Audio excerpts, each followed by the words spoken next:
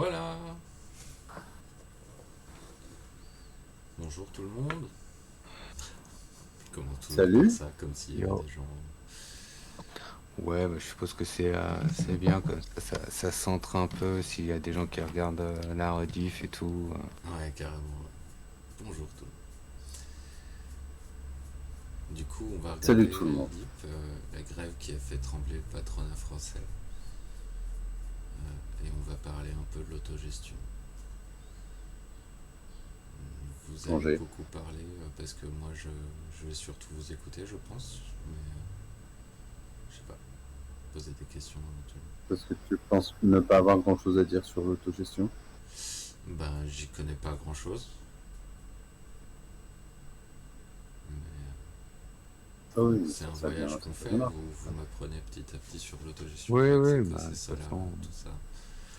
c'est ça. Donc, Bah, et puis après, on connaît un peu plus théoriquement que dans le concret. Donc, ouais, on a tout à apprendre. c'est sûr. Bon, ben, on peut lancer la vidéo. Yep. Et c'est parti. Non, c'est juste que je changeais la litière de mon chat et j'ai pas fait gaffe. Et il y a un petit morceau de litière qui m'est rentré dans l'œil. Du coup, je crois que j'ai une infection.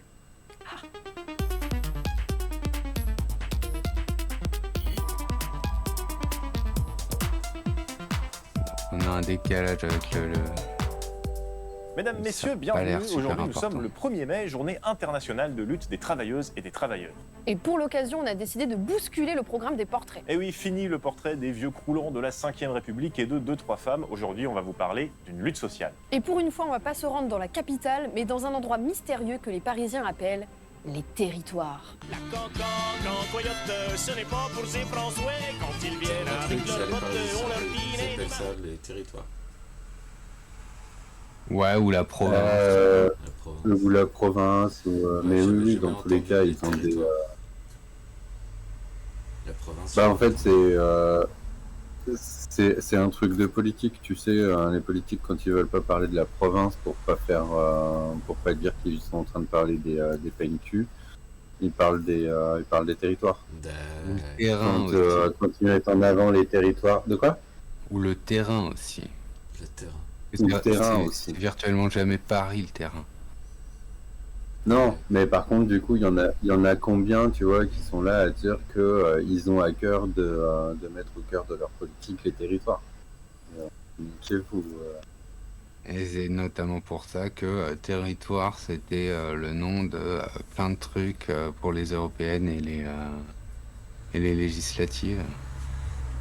Exactement. Alors, je me permets de profiter de ce que Besançon soit affiché en gros sur l'écran pour rappeler que on est quand même un peu issu de par là-bas, nous, et que si on veut, je pense qu'on doit pouvoir trouver des gens qui peuvent témoigner de ce que l'IPS était à l'époque.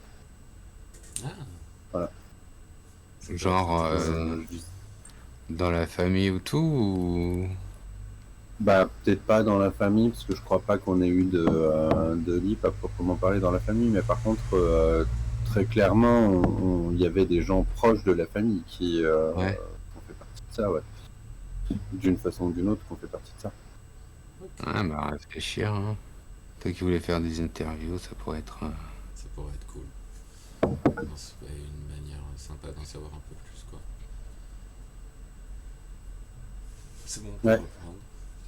Moi, je peux pas faire pause. Allez.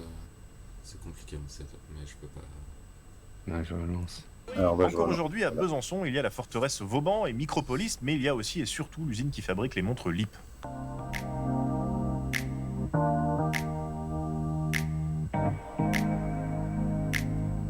Si vous êtes un gauchiste ou tout simplement un vieux, vous avez déjà peut-être entendu ce nom. Et pas seulement parce qu'ils fabriquent des montres. LIP, avant d'être un horloger, c'est avant tout le mouvement social le plus emblématique des années 70. Avril 1973, l'entreprise LIP, qui fabrique principalement des montres, dépose le bilan. Le patron démissionne, abandonnant près de 1300 salariés à leur sort. Après plusieurs semaines de grève, les salariés apprennent qu'un plan social est imminent. Le document de la direction est intitulé cyniquement « 480 à dégager ». Suite à cette annonce, les travailleuses et travailleurs de l'IP vont décider d'occuper leur usine. Pour maintenir leur salaire, C'est le plan Les ouvriers social vont qui est décider de... appelé, Les 480 dégagés. Ouais. Bah, c'est ce que je comprends de ce qui a été dit, ouais. Ok, génial. Bah ouais, non. Ok, ok. J'imagine la tendance du plan social. Si c'est le nom du plan social, j'imagine que ça doit être très bien. Ça doit satisfaire tout le monde. Ah bah écoute, de toute façon, j'ai envie de dire, peu importe le nom, un plan social, c'est dans tous les cas, c'est ça, c'est dégager les employés Ouais. avec vite fait. Ça existe. Je sais plus si c'est un truc qui est passé par l'intermédiaire des merde, comment on appelle ça, les conventions collectives ou si c'est un acquis syndical ou quoi, mais le plan social, c'est un peu pour dire ouais, il y a une reconversion possible de certains employés, machin, et donc que sinon, en fait, ce serait juste licenciement massif, hein, sans se poser de questions. Comme C'est ça, je crois qu'un plan social, c'est ça. Je crois qu'un plan social, du coup, c'est assez littéralement, on met tout à plat pour tenter de limiter la casse. Ouais. Génial. Voilà. Ok, ok.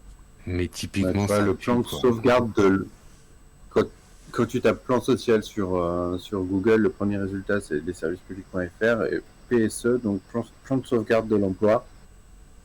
Le plan de sauvegarde de l'emploi vise à faciliter le reclassement des salariés dont le licenciement économique est inévitable. Inévitable. Genre C'est ça. que, Absolument ouais, inévitable. bah oui. Les licenciements Bah, économiques, c'est tout le temps inévitable, c'est bien connu. C'est absolument pas Exactement. pour renflouer les poches des actionnaires de quelques millions de plus ou des trucs comme ça. Jamais Alors, le cas. je pense que si d'un point de vue strictement cynique, c'est le cas aujourd'hui, c'est comme ça, enfin c'est ça, c'est comme ça que ça marche aujourd'hui. Je pense que tu as beaucoup de... Pardon. Tu dois avoir pas mal d'entreprises qui mettent la clé sous la porte pour des raisons économiques et du coup cyniques. Ou qui réduisent, Voilà. hein. Je veux dire, moi, quand j'ai été Ou viré de qui Sarbacane, c'était ça. Concrètement, le mec, le patron a voulu jouer. Bah, en fait, en même temps, il a créé une entreprise. Donc, quand tu crées une entreprise, tu joues au jeu du capitalisme. Et le truc, c'est que, bah, en fait, il était à la fois sur Sahara, sur Valence et je sais plus quoi, il avait pris une tripotée de contrats de sous-traitance et en fait, bah, il a perdu des contrats de sous-traitance à un sous-traitant qui de toute évidence était plus prêt que lui à exploiter ses employés et du coup, bah, en fait, Ouais. il a fermé le dépôt de Sarah. Donc du Ouais. coup, ça voulait dire que techniquement, moi, j'avais cette possibilité d'aller taffer à Valence. Dans le plan social, le truc c'est que bah, non en fait, j'allais pas aller taffer à Valence. Et comme d'autres, donc du coup c'était bah merci au revoir quoi. Ouais. Ouais. Ok. Ouais. Move de connard, typiquement. Je pense que, tu vois, les plans sociaux qu'il y a pu y avoir dans les années 70 ou 80, c'était pas forcément ça. Je pense que tu avais vraiment des entreprises qui étaient en difficulté plus qu'aujourd'hui, en tout cas. Ouais. Je pense Oui, qu'aujourd'hui, non, il y a mais ma beaucoup remarque, c'était juste pour dire il y a que beaucoup d'outils qui permettent de pallier à ce Et genre de c'est trucs, même si indéniablement, pardon, mais je reviens sur le truc dont je parlais tout à l'heure par rapport à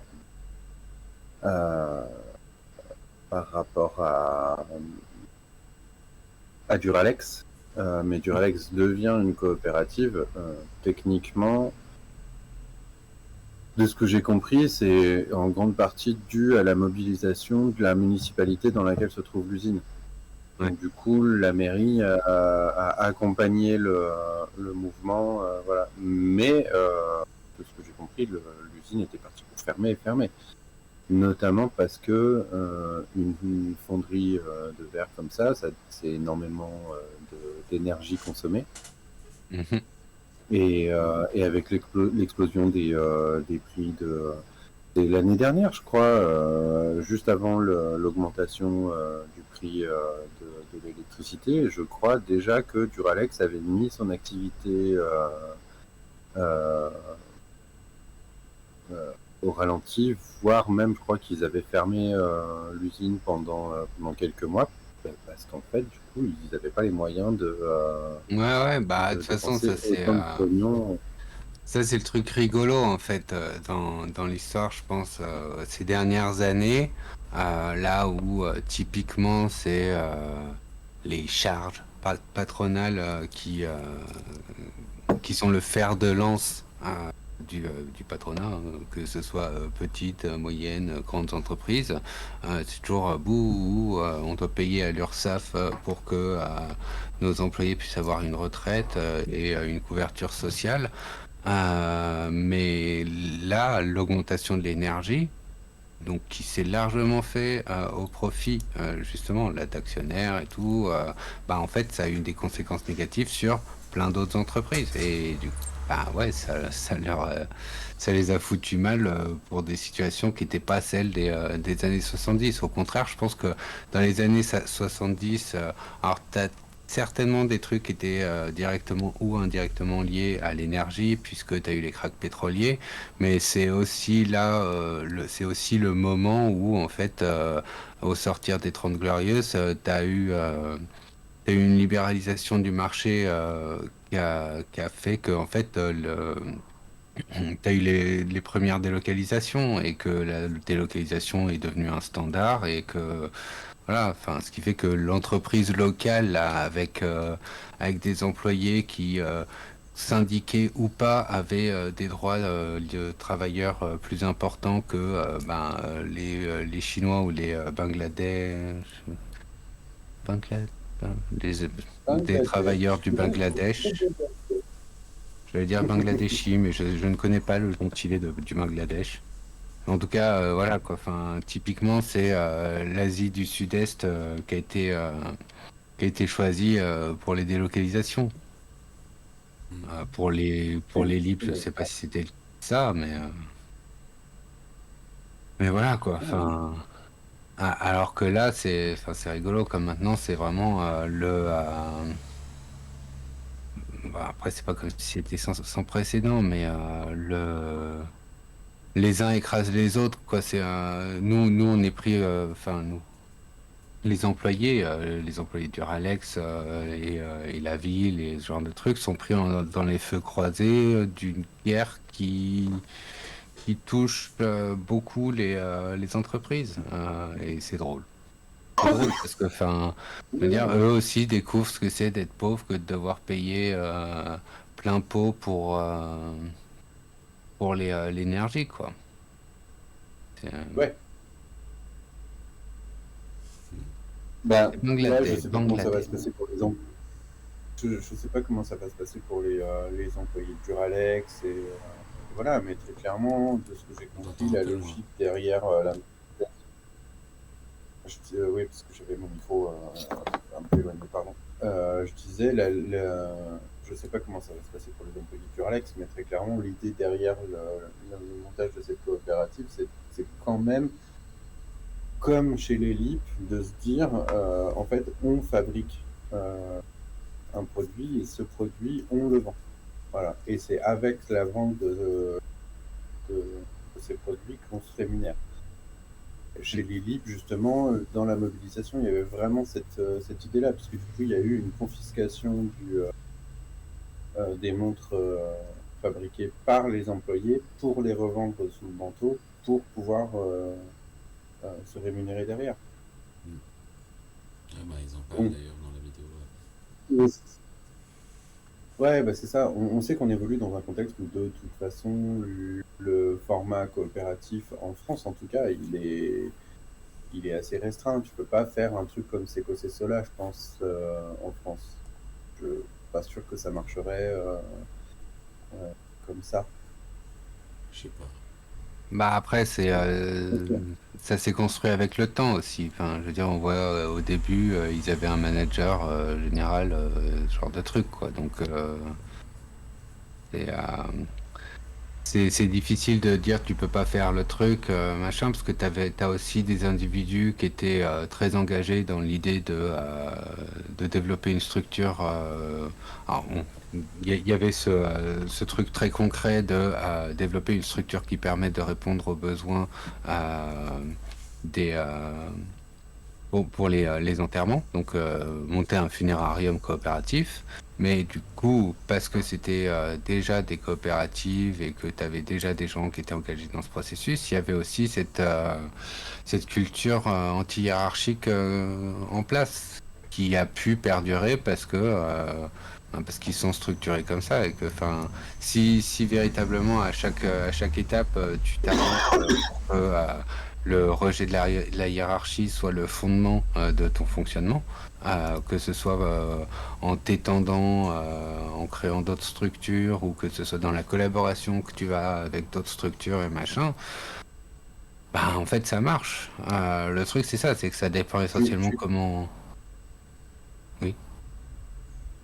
Je suis tout à fait d'accord avec ça. Mon seul point de doute, il est sur le fait que la loi française limite en fait la coopération que tu peux avoir au sein d'une même entreprise. Tu vois, tu es obligé d'avoir, déjà au vu des statuts qui sont proposés aux créateurs de coopératives, où du coup en fait tu restes une entreprise basiquement assez classique, où du coup tu vas avoir des statuts de SA, enfin, du coup, c'est ça. Moi, je pense que pour bien faire, si on voulait faire les choses correctement en France, il faudrait un véritable statut particulier pour les entreprises coopératives, ce qui n'est pas le cas aujourd'hui. Que du coup, c'est des montages à la con, ou du coup, bah, en fait, ton entreprise, c'est une entreprise un peu plus classique, dans laquelle, oui, tu mets une dose de coopération, et du coup, c'est très bien. Enfin, je veux dire, Mais du coup, tu vois, ça de dépend... l'ordre de la... Vas-y, finis. Bah, ça dépend de la structure. Je veux dire, quand tu parles de la brasserie à Lyon, enfin les brasseries justement coopératives à Lyon, ils ont clairement pas une structure qui ressemble à je sais pas quelle coopérative laitière que tu vas avoir dans le coin. C'est pas une ESA a priori. Déjà, le simple fait que tu puisses avoir une coopérative sous format de société anonyme, ça tue. Mais déjà, si tu as une SCOP ou une SKIC, c'est que tu as intentionnellement donné une forme à ta structure. Ouais, non, mais je suis d'accord, mais du coup, c'est le problème, il est interne à ces notions de scope ou de SKIC, puisque de toute façon, ta scope ou ta SKIC, tu seras obligé de lui donner Oui. le statut d'une SA ou d'une voilà, et que donc du coup, tu restes toujours plus ou moins tributaire de ce statut d'entreprise classique. Quand tu es une coopérative, tu es quand même obligé d'avoir un gérant. Du coup, ce gérant est responsable devant la loi. Alors même si en interne, tu peux avoir des réglementations, ou enfin tu vois, des règles établies en interne, où tout le monde est sur un pied d'égalité au sein de l'entreprise. Tout le monde a son mot à dire sur la tenue de l'entreprise. Tout le monde peut avoir à filer un coup de patte à tous les niveaux dans la gestion de l'entreprise. Mais en attendant, tu as une personne qui est responsable devant la loi. Ouais, mais qu'il l'est pas ad vitam aeternam, mais oui, c'est en soi problématique et en même temps, Il n'est pas dans mais du coup, ça vient foutre en l'air le concept même de coopérative à partir du moment où, de toute façon, on force la création de coopératives en les obligeant à, du coup, endosser un statut entrepreneurial. À ce niveau-là, en fait, tu as un problème complètement analogue dans les associations où tu es obligé d'avoir un bureau, donc tu es obligé d'avoir une hiérarchie et machin. C'est bien évidemment, ça pue du cul grave. Le truc, c'est que selon les personnes qui composent la chose et la culture anti-hiérarchique qu'il peut y avoir, tu peux passer outre ces obligations. En soi, c'est pas aberrant qu'une société qui fonctionne sur les rapports de domination ne permette pas la création de structures qui ne fonctionnent pas. sur des rapports de domination. Malgré tout, à travers les associations notamment et à travers les coopératives notamment, on voit qu'il y a des outils de libération. Et Tout à donc fait. on peut structurer la chose de sorte à pouvoir maximiser la libération. Et puis on en a déjà parlé, mais on va le voir dans la suite. Il y a en fait la libération par l'appropriation des moyens de production. Pour les Ouais. tafs qui tournent autour de la production, ce qui n'est pas le cas de tous les tafs, mais voilà. Tout à fait. Du coup, on relance? Ouais. Allez, Très c'est parti. radical, ils vont prendre le contrôle de leur outil de production. Et ça va durer. Ça se résume à 3 ans de lutte pour garder les emplois de 1370 personnes qui étaient à l'intérieur de ces locaux. Un des slogans de cette lutte, c'est celui qui est en couverture de ce livre. On fabrique, on vend, on se paie. Et c'était ça le mouvement des LIP, des ouvrières et des ouvriers qui décident sans patron de reprendre la production et la vente du fruit de leur travail. Bah, c'est les filles là, de la chaîne. Je me rappelle, ils étaient venus me voir en disant mais il paraît que tu te fais beaucoup de mourons. Bah, je dis bah oui. Bah arrête de te faire du mouron. C'est notre boulot ça. La chaîne, on la connaît. C'est notre travail. On sait, et la qualité, on la connaît. C'est nous qui la faisons. De quoi t'as peur? Bah, je dis, je sais pas, moi, est-ce que vous avez le mécanicien? Mais oui, il y a le mécano qui est là, arrête, laisse-nous faire. Et en fait, elles ont prouvé que c'était possible. Lui, c'est Charles Piaget, une des figures de la lutte des LIP. Bon, on vous a dit qu'on ferait pas de portrait de vieux. Et là, il y a... J'ai fait pause? J'entends plus, ouais. Il y a quelque chose à dire, et je pense que c'est pas nous qui avons les choses les plus pertinentes à dire là-dessus, mais sur le rôle des femmes, je vais faire un parallèle avec l'Eurojava, où le rôle des femmes est extrêmement important en fait dans le développement du processus de libération, parce que en fait elles prennent les choses en main. Enfin là, tu vois, c'est Ouais. bon, pas de questions, il y a des choses à faire, elles les font et machin. Là où, ouais, des fois les mecs ils sont plus lents quoi. En plus, dans l'entreprise, plus tard c'est dit dans la vidéo, il y a 800 femmes pour 400 hommes, non? Je me rappelle pas. Il me semble. Mais toi, si tu l'as regardé hier. Mais ouais. Sans compter les cadres. Mais ouais. Enfin, ouais, le rôle des femmes est très important. Et là, clairement, elles ont pris les choses en main d'elles-mêmes sans qu'on leur demande quoi que ce soit. Et c'était même un homme qui était à douter de tout. Ça aurait été dommage que ce soit la personne qui dise non à tout alors que plein de personnes étaient motivées pour faire tout ça, quoi. Bien. Non, et puis c'est d'autant plus important que ça participe vraiment à la libération de toutes et tous, quoi. Aujourd'hui, mais lui, on a le droit. Il est cool. Piaget, c'est un militant qui vient de la gauche chrétienne. Je l'ai dit, c'est un honnête père de famille. Et en fait, il est devenu socialiste. Il n'est pas trotskiste, anarchiste. Il ne s'est pas rattaché à une école en particulier. Il vient au socialisme par l'expérience. Et il vient au socialisme parce qu'il refuse le colonialisme.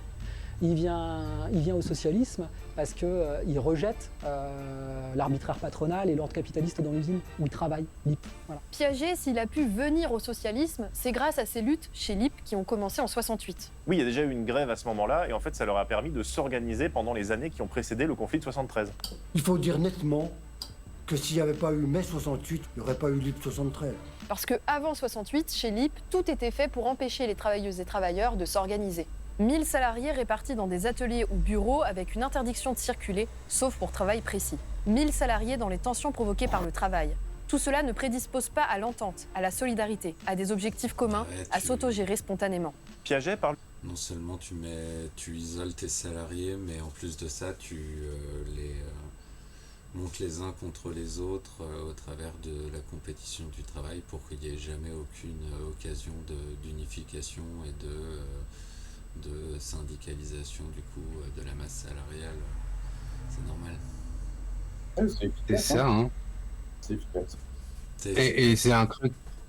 C'est un truc qui de toute évidence a pris par la suite, enfin, parce que la culture syndicaliste qui a été renouvelée par mai 68, qui a été perdu de toute évidence au moins en partie pendant la Seconde Guerre mondiale. Après, il y a certainement, selon les structures, des histoires qui varient, mais je veux dire, on en a déjà discuté, notamment autour de C'est quoi c'est cela.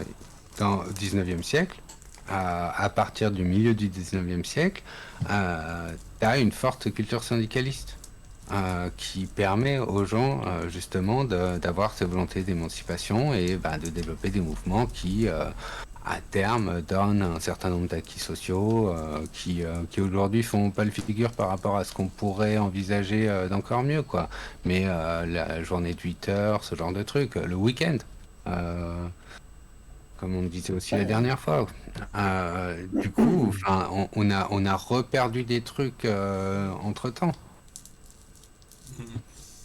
Parce que s'il n'y aurait pas eu les LIP, parce que, sans mai 68, avec les LIP, mais après, ils en parlent un peu, le contexte dans lequel ça s'est terminé et pourquoi ça s'est terminé comme ça. Mais avec les LIP, il aurait pu y avoir tellement plus, quoi. Je veux dire, et du coup, la retraite à 60 ans, on n'aurait pas eu à attendre les années 80 pour l'avoir. On aurait pu avoir mieux et on n'aurait pas eu à la perdre comme des couillons entre 2010 et 2023. Quand tu dis l'élite, ça me fait... J'entends l'élite. Ah. Ça fait très bien. Ouais, je sais pas si eux ils disent les LIP aussi, je crois, c'est parce que en fait c'est les montres Mais je crois que c'est ou ça, les oui. gens C'est les employés des LIP, de LIP. D'ailleurs, pour la petite anecdote, j'ai vu que sur Le Bon Coin, il y a des gens qui savent pas lire LIP et qui du coup vendent à pas cher des montres HP. Ah ouais, C'est une intéressant. petite anecdote à la con. Et alors je Petite suppose anecdote à que la ça con, dépend de la ils- typo. Bah, c'est une typo un peu particulière, mais bon, il y a une ouais, non, tu fais la différence entre HP et LIP quand même. Mais pas ces gens-là. Ouais, je pense que donc, typiquement, tu vois, quand tu es dyslexique, il y a des typos qui vont faire dire à des gens, c'est bien évidemment pas ça, alors que en fait, pour toi, c'est pas c'est pas clair. Donc je pense que si la typo est concevable comme étant ambiguë, elle l'est très certainement pour certaines personnes. Et du coup, voilà, hein, ça explique. C'est un grand bâton, un petit bâton et un P. Enfin bon, je vois pas trop comment tu peux faire la. Enfin, ouais, je sais pas. Un H, Ça me paraît bizarre. Ça me paraît c'est très. un bâton. Enfin, après, toutes les lettres, c'est des bâtons. Ouais, mais du coup, il manque. À vrai dire, je lis même pas LIP, perso. Hein. Sans savoir Ouais. que c'est LIP, je lis même pas LIP. Je suis même pas sûr de pouvoir lire quoi que ce soit quand je vois ça. Ouais, moi, je... Ok.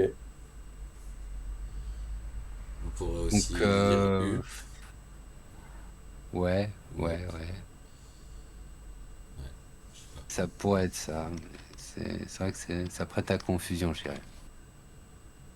D'une culture militante qui s'est construite même avant 68, sur 15 années. Et pour construire cette culture-là, il a fallu distribuer des milliers de tracts, organiser des milliers de réunions. En 73, les LIP ne sont donc pas des noobs du mouvement social, comme on dit en sociologie. Ouais, 68 avait déjà permis aux syndicalistes de travailler ensemble et d'organiser des débrayages.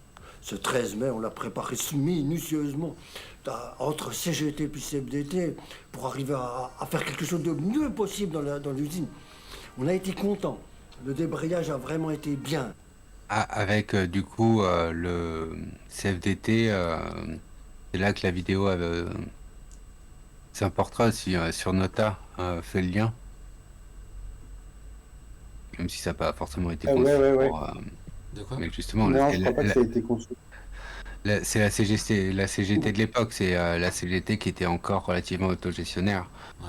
C'est pas la CGT qui, depuis je me rappelle plus comment s'appelait le mec qui a précédé Nota, mais qui était plutôt libéral et qui a standardisé un syndicalisme d'entreprise beaucoup plus consensuel. Organiser la chasse à la gauche. Ouais, je sais plus comment il s'appelle. Merde. On va être obligé de regarder le portrait dédié à Nicole Nota. Ouais, voilà. Il y a eu beaucoup de monde. 68 leur a aussi permis de perfectionner leur mode d'action. Et on rigolait pas à l'époque, hein. C'était plutôt radical. Par exemple, au début de la grève en 73, les ouvriers ont carrément séquestré des membres du conseil d'administration de l'usine. L'équipe de direction sera retenue pendant toute une nuit jusqu'à intervention de la police. On n'a plus l'otage humain. C'est pas bon pour le rapport de force. Comment va-t-on faire pour défendre notre emploi et notre usine? Et il y en a un, moi ça je ne me rappelle même plus lequel, qui a dit mais si on prenait des montres en otage, en cas qu'ils nous fassent le coup. Oui, vous avez bien entendu, ils ont volé des stocks de montres pour pouvoir les revendre, c'est donc une action illégale. Bah oui, l'autogestion, ça se fait pas comme ça. Et ce vol de montres, ça permet aussi de payer les salaires. C'est peut-être l'action la plus radicale et la plus révolutionnaire des LIP. Écoutez ce qu'en disait Jean Ragnès, un prêtre ouvrier qui était aussi une figure de la lutte dans l'IB en 1973. Le vol des montres, la remise en route des chaînes, les ventes sauvages clandestines, toutes ces actions sont une sorte de défi à la justice et à la morale, au code de la route capitaliste.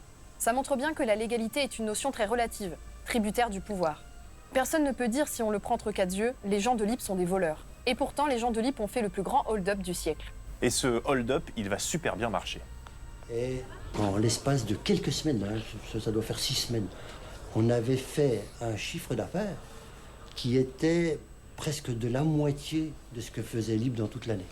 Bien sûr, c'était des circonstances spéciales, mais le directeur était complètement renversé, quoi, parce qu'il n'imaginait même pas. J'ai retrouvé des traces de vente de montres à New York, une compagnie de théâtre anarchiste qui écrivait beaucoup au LIP et qui leur achetait régulièrement des stocks de montres pour les vendre aux États-Unis. Donc c'est allé très très loin. Par contre, c'était complètement hors des circuits commerciaux. Et en même temps, les ouvriers essayent d'organiser le travail de la manière la plus démocratique possible, comme l'explique la chercheuse Camille Ternier dans Politis.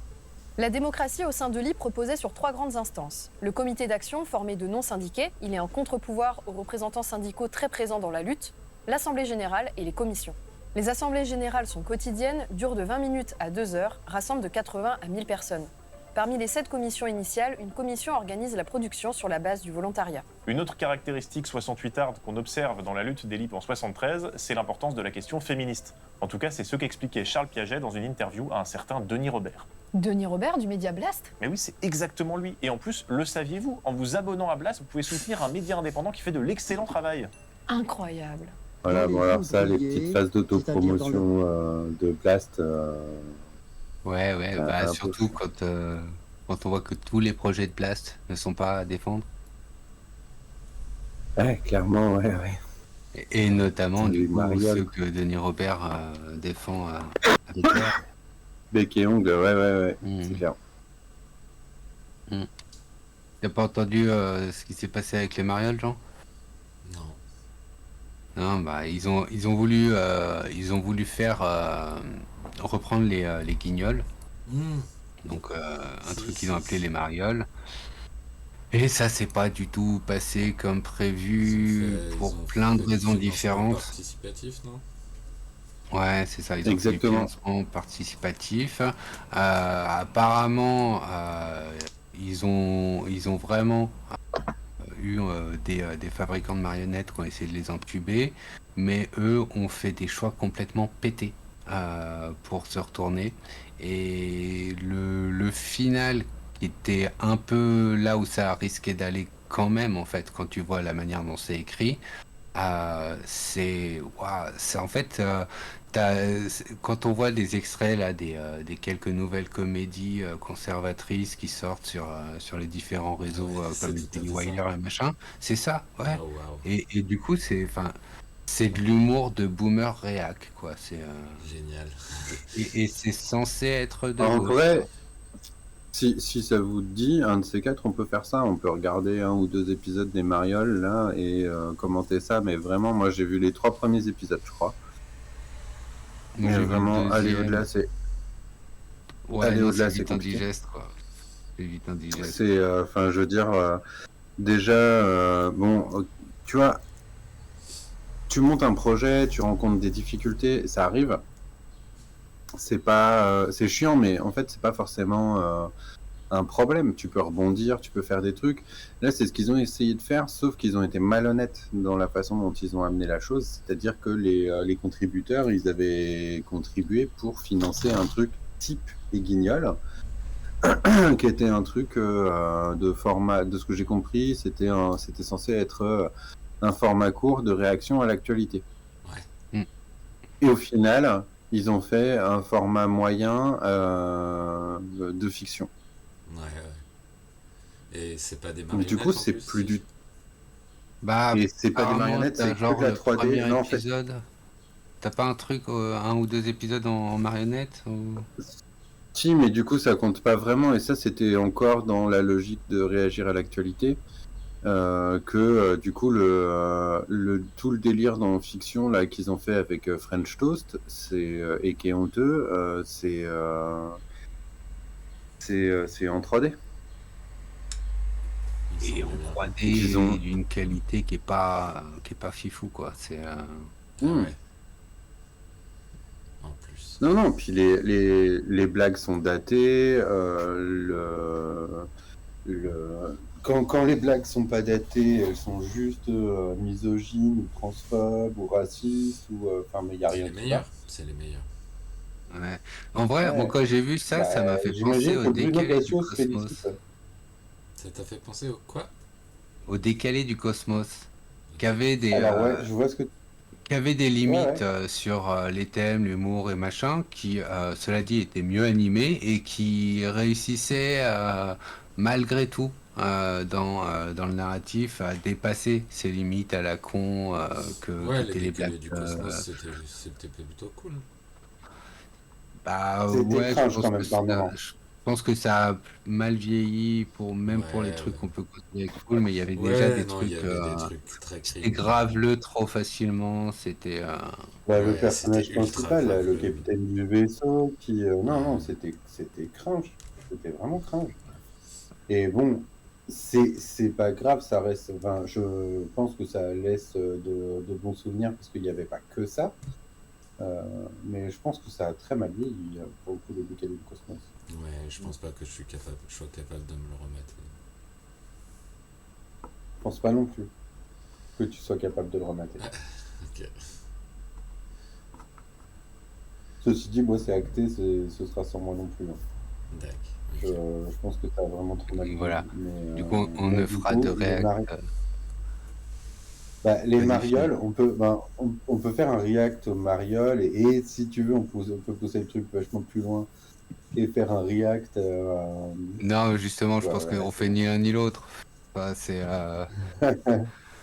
Ouais, en fait, du coup, on vient de torcher le truc en disant que c'était vraiment pourri et que du coup, Blast s'était vraiment foutu de la gueule de Après, son je pense qu'il contributeur sur ce y a quelque chose à dire. On peut éventuellement exploiter le truc. Après, je pense que ce genre de truc, oui, alors après, tu me diras, on peut toujours faire des trucs sans forcément de préparation et embrasser le côté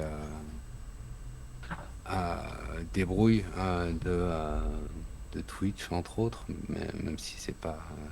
Mais il y a quelque chose à dire sur le financement participatif latente que ça crée et la fonction que ça a.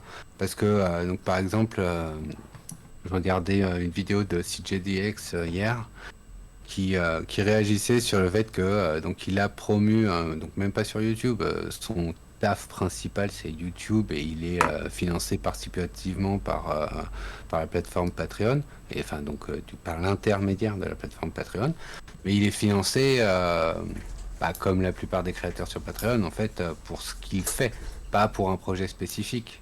Alors donc du coup il y a cette distinction là avec le truc des marioles, mais du coup il promeuvait un spectacle qu'il faisait sur Vancouver, non sur Toronto pardon, et du coup il a eu des retours négatifs. Toronto, quand même vachement plus drôle que Vancouver. Ouais, je sais pas, mais ça.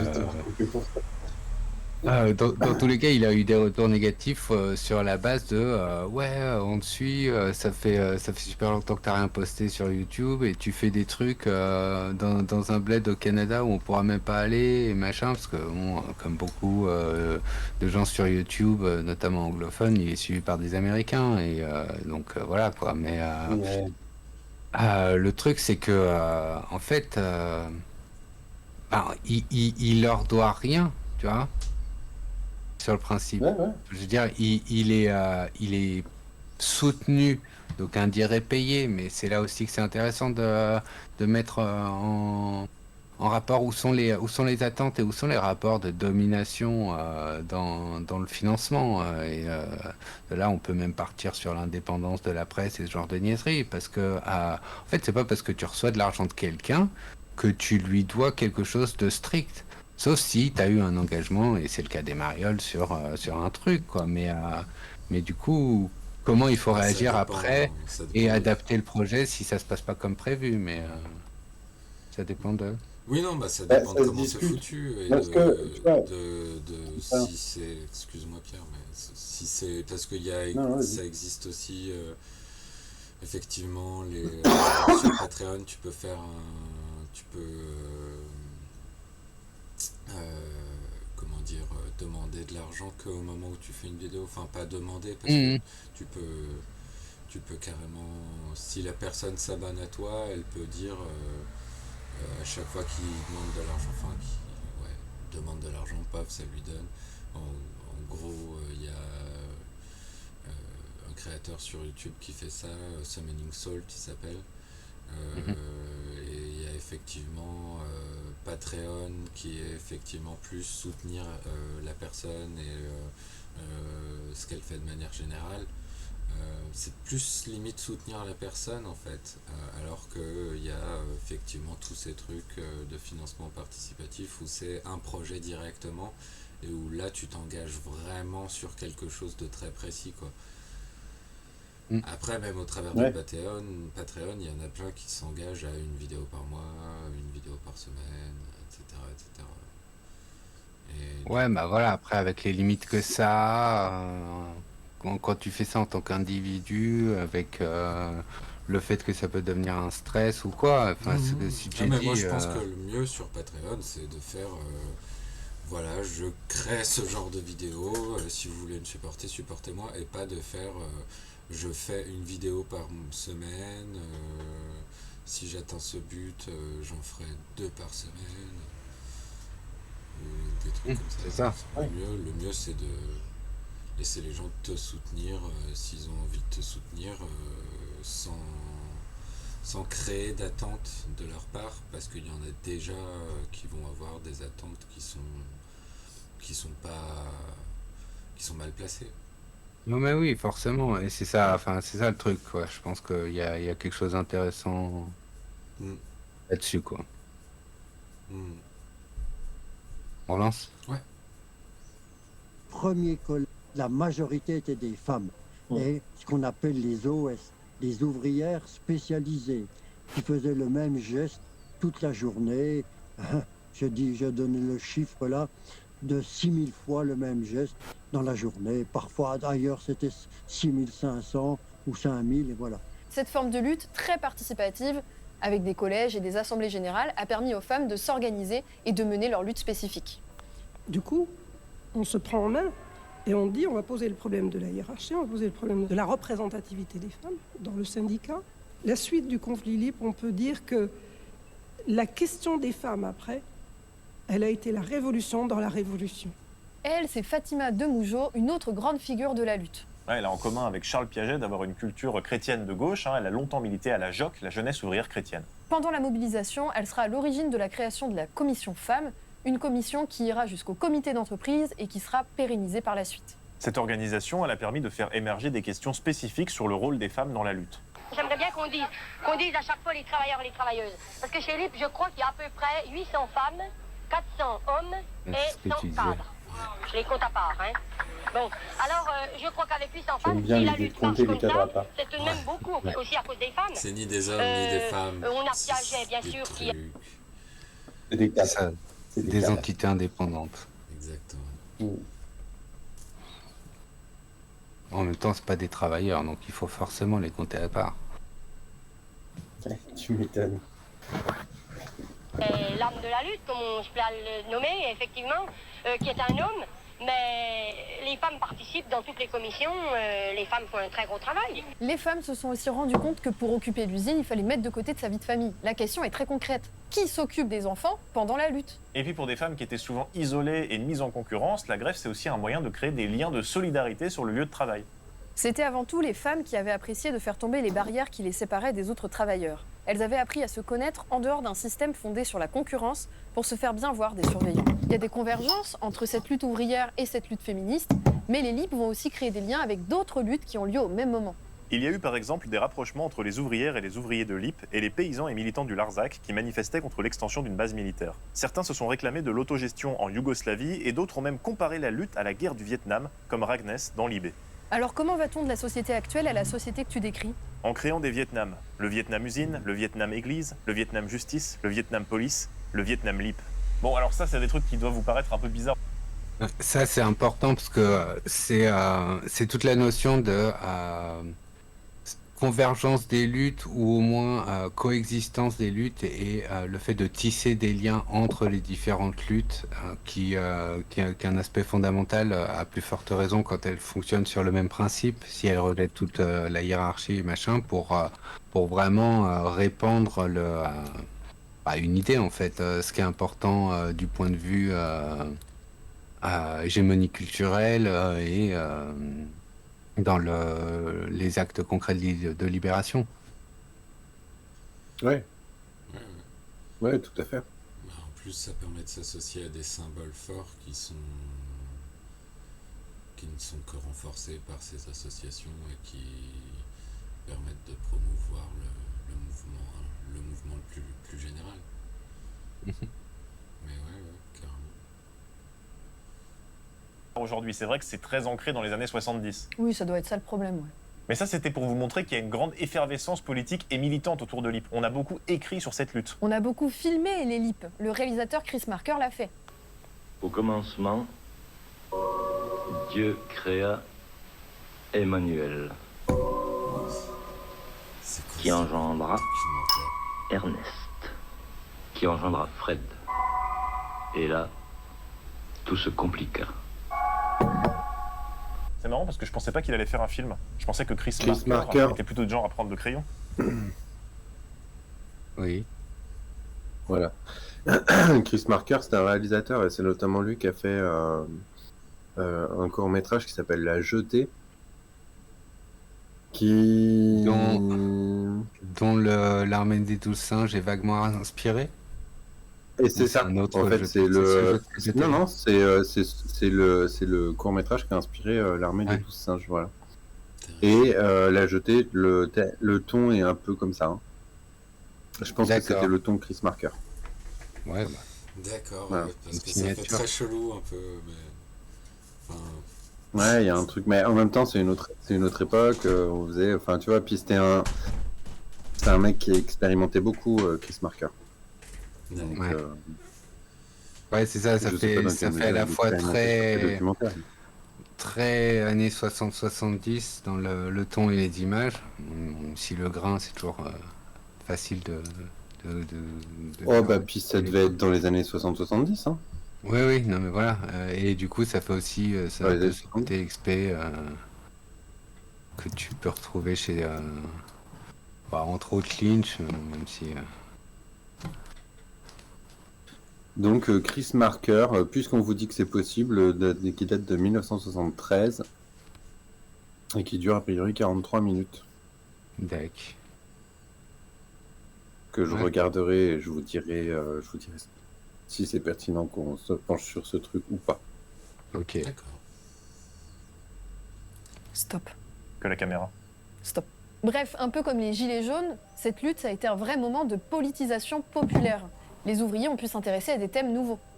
Et puis, non, on a découvert de nouveaux horizons. De toute façon, il y a des tas de choses à s'occuper. Moi, je pense par exemple aux immigrés, j'en avais conscience, mais je voyais qu'ils avaient des difficultés, mais je ne les comprenais pas. Ce qui a aidé, c'est aussi que la lutte a été largement médiatisée et soutenue, notamment par le journal Libération, qui a été créé 2 mois avant le début de la grève.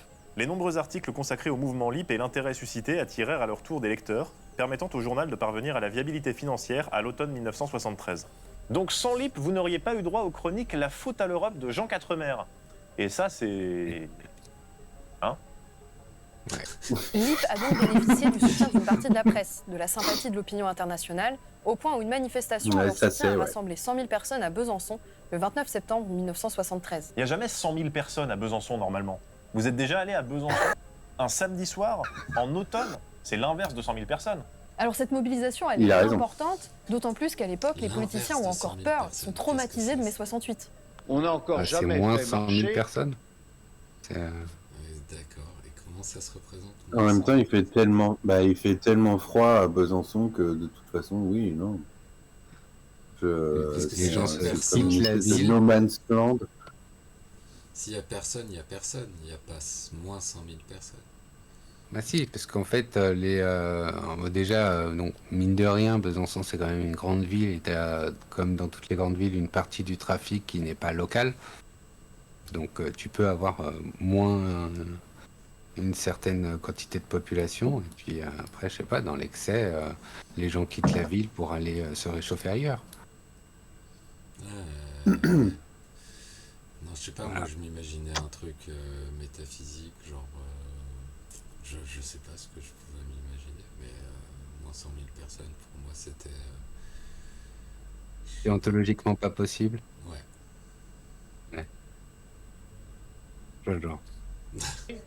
Une entreprise si le personnel refuse de la faire marcher. J'espère que certains dirigeants syndicaux se convaincront de cette vérité très simple, faute de quoi il est évident que si le personnel de l'IP se refusait à faire marcher l'IP, un jour ou l'autre, l'IP mourrait de sa belle mort, condamné à la fois par ses anciens dirigeants et par ses actuels ouvriers. Vous l'avez reconnu? Ah oui, c'est Charles Hernu. Non, c'est quelqu'un sur qui on a déjà fait un portrait. C'est le sympathique Pierre Messmer.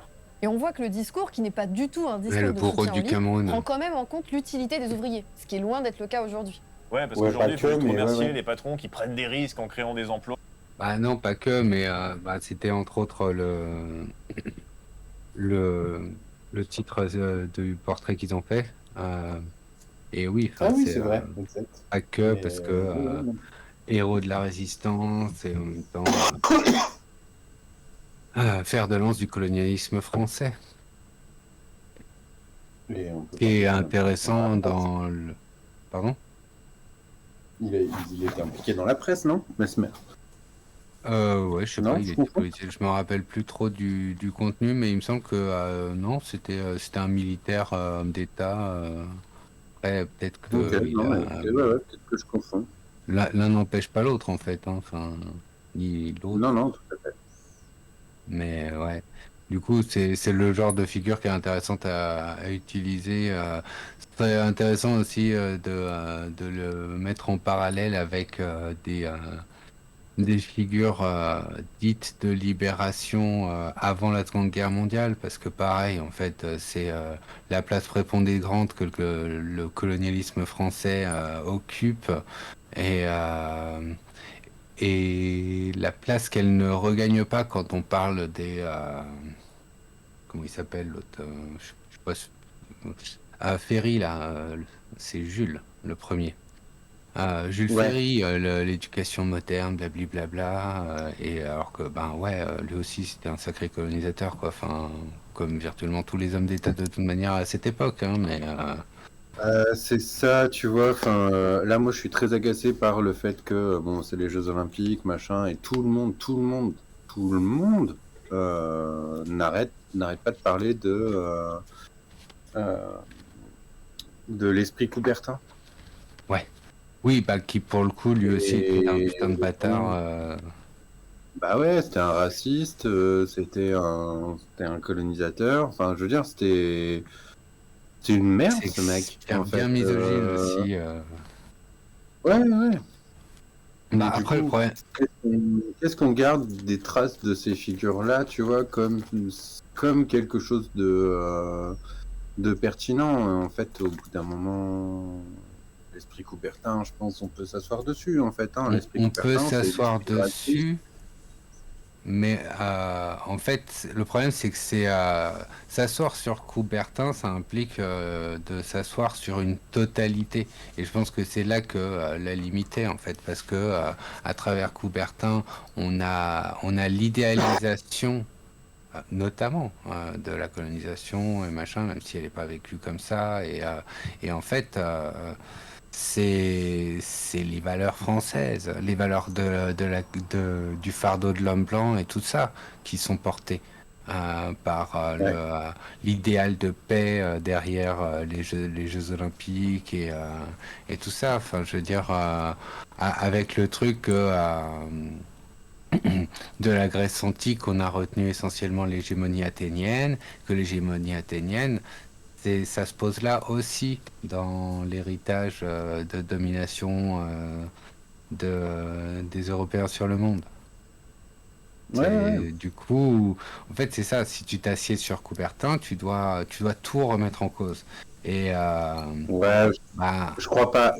Je suis pas tout à fait d'accord avec ça, mais je suis d'accord avec toi pour dire que de toute façon, cracher sur Coubertin à un moment ou à un autre, c'est remettre en cause un certain nombre de trucs. Pas de problème avec ça. Par contre, je crois pas que cracher sur Coubertin, ce soit cracher sur. Ouais, je